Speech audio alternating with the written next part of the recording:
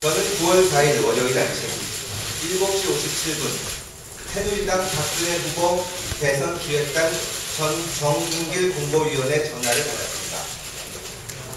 7분간 통화를 하면서 안철수 서울대 융합과학기술대학원장이 대선에 출마할 경우 뇌물과 여자 문제를 폭로하겠다고 협박하며 대선 불출마를 종용했습니다. 대선을 앞두고 새누리당이 자행하고 있는 이 같은 일은 상상하기도 어려운 일입니다. 민주주의에 대한 명백한 도전이며 새로운 변화를 바라는 국민에 대한 협박입니다. 이것은 중대한 범죄 행위입니다. 우리 국민의 변화 열망을 구시대에 낡은 방식으로 짓밟는 행위입니다. 안철수 원장에게 확인한 결과 이는 전혀 사실이 아닙니다. 한치의 의혹도 있을 수 없는 일입니다. 새누리당 대선 기획단은 국민에게 사과해야 합니다.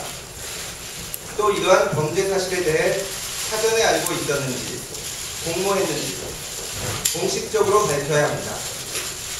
아니라면 대선 기획단의 음모와 활동에 대해 어떤 조치를 취할 것인지 분명한 입장을 제시해야 할 것입니다. 경위를 말씀드리겠습니다. 폭로하겠다는 구체적인 내용은 다음과 같습니다. 첫째, 안철수 연구소 설립 초창기인 1999년 산업은행으로부터 투자를 받았는데 그와 관련하여 투자팀장인 강모 씨에게 뇌물을 공유했다.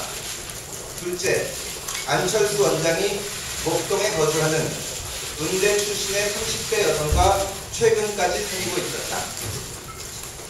정 씨는 구체적인 근거는 말하지 않은 채 우리가 그걸 조사해서 다 알고 있다. 그걸 속인 것이기 때문에 대선에 나오면 죽는다. 라고 말하면서 안철수 원장에게 그 사실을 전하고 불출마하라고 여러 차례에 걸쳐 협박을 했습니다. 이런 식으로 있지도 않은 사실을 가지고 폭로하겠다고 협박하면서 불출마를 종용한 것은 국민과 헌법에 대한 중대한 도전입니다.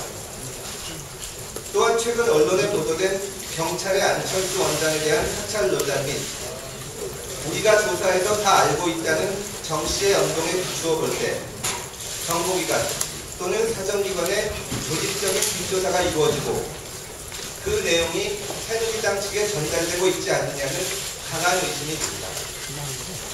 일부 언론들의 힘을 보이지 않는 거대 권력이 현 상황을 지휘하고 있지는 않은지 강한 의문을 갖게 됩니다.